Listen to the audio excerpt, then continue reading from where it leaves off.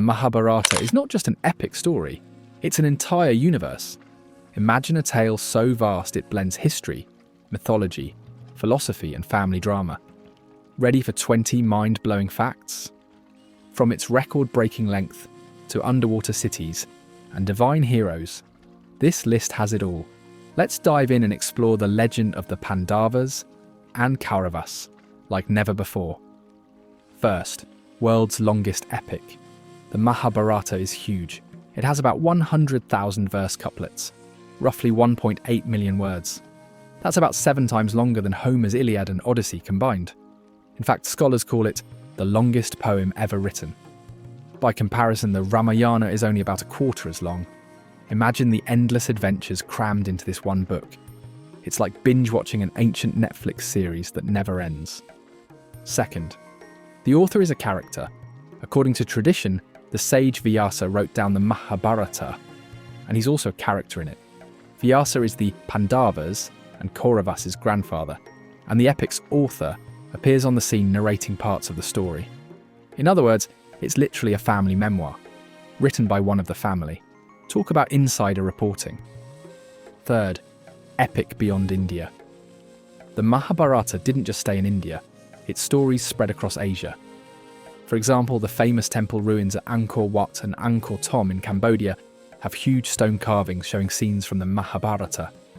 Artists even painted its tales in miniatures and murals, so the epic's influence travelled far and wide, literally etched in stone thousands of miles from Delhi.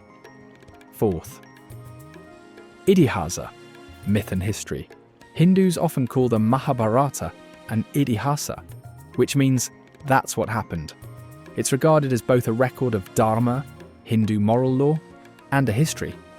In practice, people see it as a guide to right and wrong, and as a genuine ancient saga.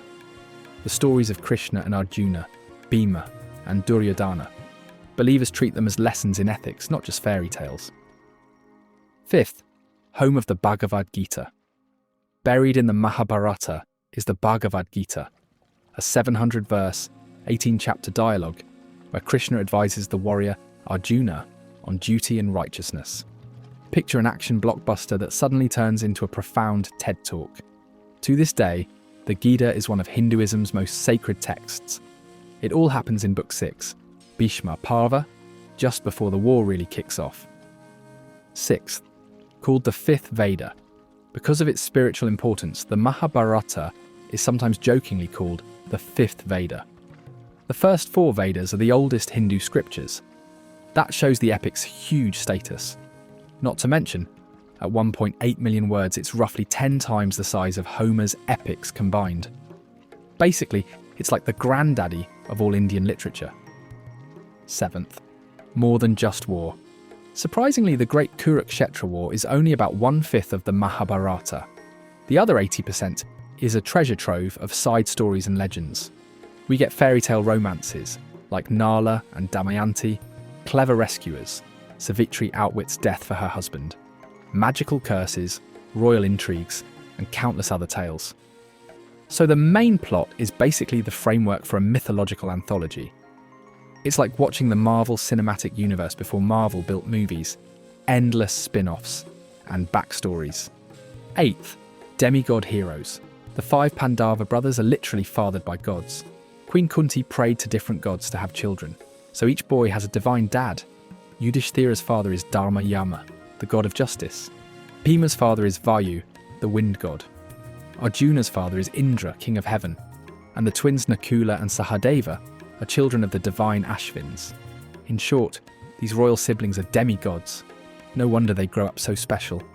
Ninth, 1 woman, 5 husbands.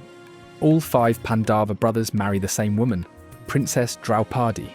She was born from a sacred fire, a yajna, and won by Arjuna in a contest of skill. But due to a curious twist of fate and a promise to their father, each brother wed her. Imagine the family dinners. Draupadi, also called Panchali, is considered one of mythology's strongest women, navigating life as the common wife of 5 mighty heroes. 10th, rigged dice game. One infamous episode. The royal game of dice was completely crooked. Duryodhana's crafty uncle Shakuni played on his behalf, using loaded dice and sleight of hand to make Yudhishthira keep losing. As a result, the Pandavas gambled away their kingdom and even Draupadi herself, and were sent into exile. Talk about family drama. Bonus point: this is the trigger that makes the final war unavoidable. Which fact blew your mind the most?